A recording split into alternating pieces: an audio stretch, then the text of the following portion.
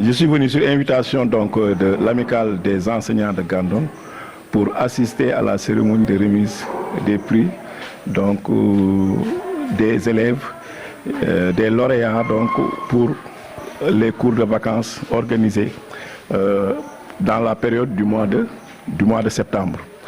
Alors, comme je l'ai dit tout à l'heure, c'est une occasion pour moi de les remercier parce que je sais que l'amicale des enseignants est en train de faire un travail extraordinaire dans l'accompagnement donc, de nos élèves. Et l'amicale contribue aussi à l'amélioration des résultats de l'école. Donc c'est une occasion pour moi de les remercier et de les encourager pour cette belle initiative, afin que cette initiative-là soit pérennisée davantage.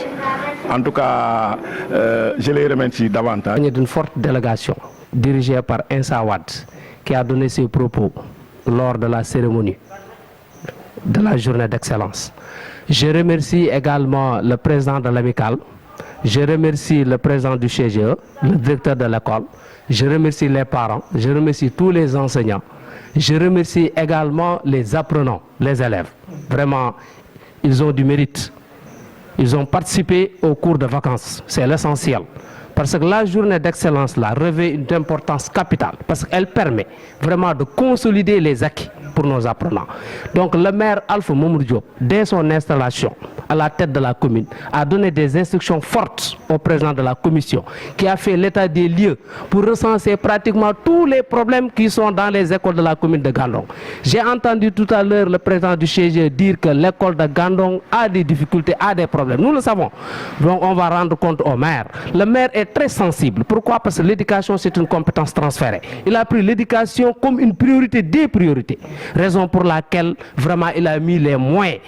Je vais vous le dire parce que bientôt la dotation des écoles va sortir et le maire a joué vraiment un grand rôle de prendre la journée d'excellence que l'amicale des étudiants, des enseignants organise chaque année.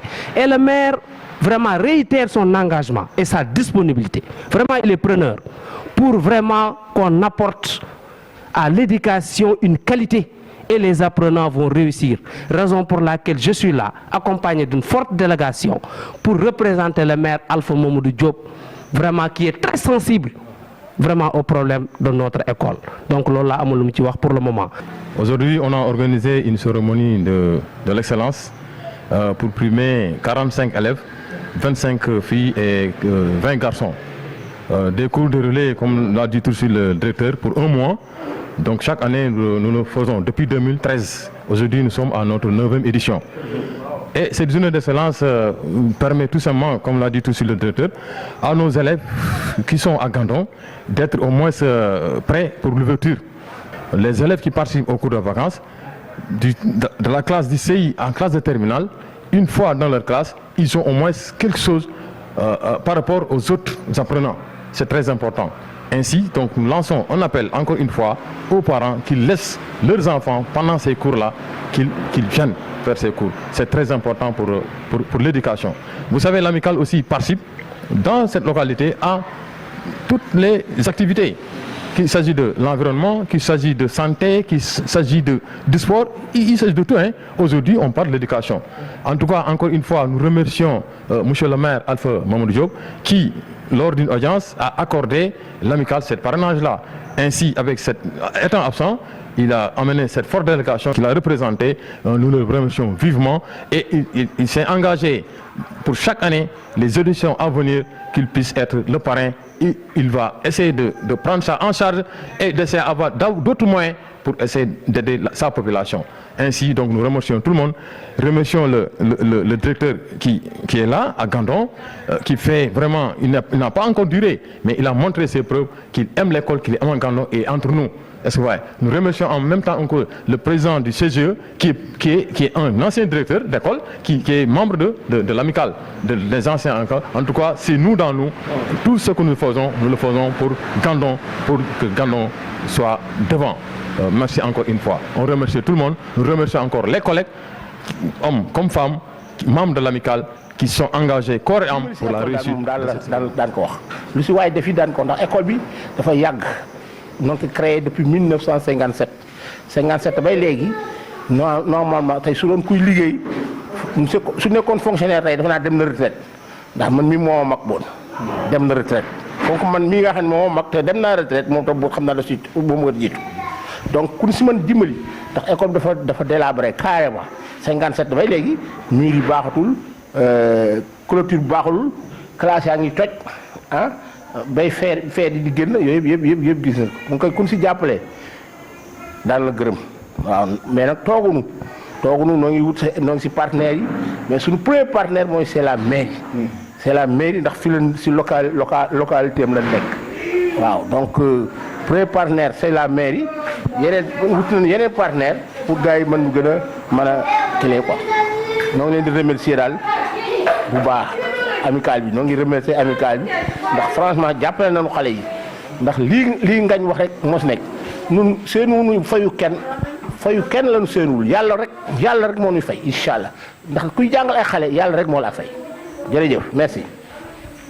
voilà dama ñëwoon fekkee cérémonie des prix des lauréats yi nga xam ni élèves yi ñu doon def cours de vacances ñoom lañ doon jox ay prix léegi bi ma ñëwee nag jëloon naa fi kàddu wan ni leen donc man dama ñëw pour remercier l'amicale des enseignants ndax amicale des enseignants daf ñuy accompagner depuis daaw ñu ngi organiser ay cours de vacances et gis naa ni ces cours de vacances là am na lu mu def ci élèves yi mooy lan gis nañ ni de plus en plus les résultats ne cessent de croître ñi ngi am ay résultats yu baax kon donc ñoom am nañ ci vraiment part de responsabilité bu mag a mag ci loolu di profiter aussi tamit di leen ñaax di leen encourager pour ñuy continuer lii ndax initiative bu baax la waruñu ko bàyyi dañ koy def di accompagner école bi muy feeñ ci école bi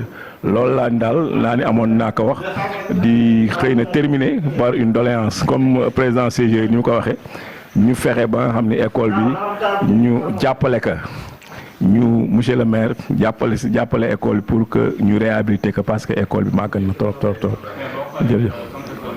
D'abord balaa ñuy accueillir élèves yi il faut que d'abord ñu nettoyer école bi ba mu set buñ ko nettoyer pare ñun l'équipe pédagogique de l'école daanuy daje pour commencer jublu ci liggéey bi ak CGE bi aussi tamit dana ci ànd ak ñun ma nga xam ne daal incha allah bëgg nañu ouverture bu nekk ouverture bu jaar yoon lépp jaar yoon dara bañ a manqué.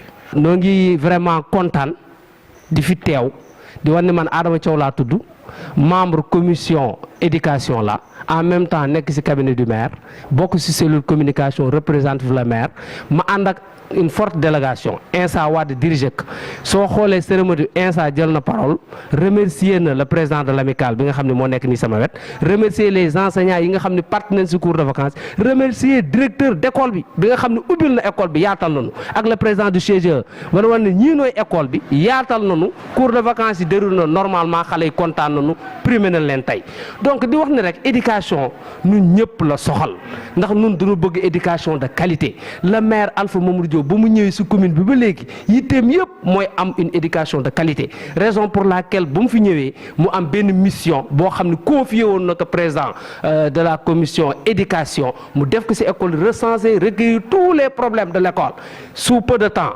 dana construire ay salle de classe ay murs de clôture parce que école yi xam na ne école yi jafe-jafe yi fa nekk ay abri provisoire nag ci école soo xoolee école Gandon bi mais école bu date 1957 te moom fii la jàngee il est très sensible au problème de cette école donc directeur di la rassurer rek lii nu wax fii yëpp dina rendre compte au maire ba nga xam ne projet yi ñëw mu tekk ci école Gandon ba nga xam ne école bi dana am beneen visibilité di remercier encore une fois le président de l'amicale di la wax ni c'est une journée boo xam ne dañ ko war a pérenniser en tout cas la mairie est là pour vous accompagner le maire Alpha Mamadou Diop est très sensible au problème de l'éducation lépp lu mu ci mën dana ko def di ñaan yàlla defal nu jàmm ba nu fekkee que déwén muy sunu 9e édition ba nga xam ne xale yi dañu kontaan parents yi kontaan donc élèves ak juróom ñeenti élèves yoo xam ne ay prix d'encouragement la leen jox les cours de vacances boo xam ne un mois lay déroulé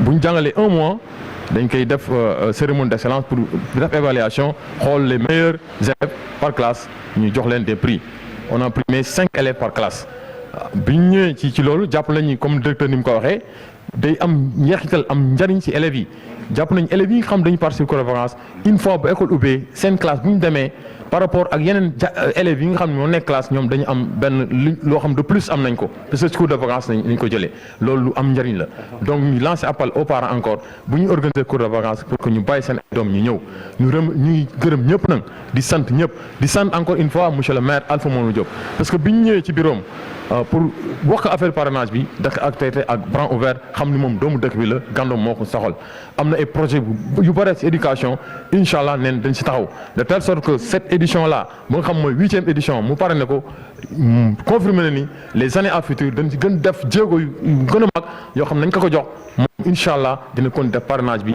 loo xam ni dañ ci gis boppam bu baax a baax donc ñu ngi koy gërëm bu baax ak far absent na mais délégation bi nga xam ni moom moo ko teewal vraiment taxaw nañ taxaw bu rafet di gërëm ñëpp di gërëm population de Gandon di gërëm partenaires yi di gërëm képp koo xam ne teew na ci bés bi tey di leen remercier bu baax a baax ngeen jërëjëf.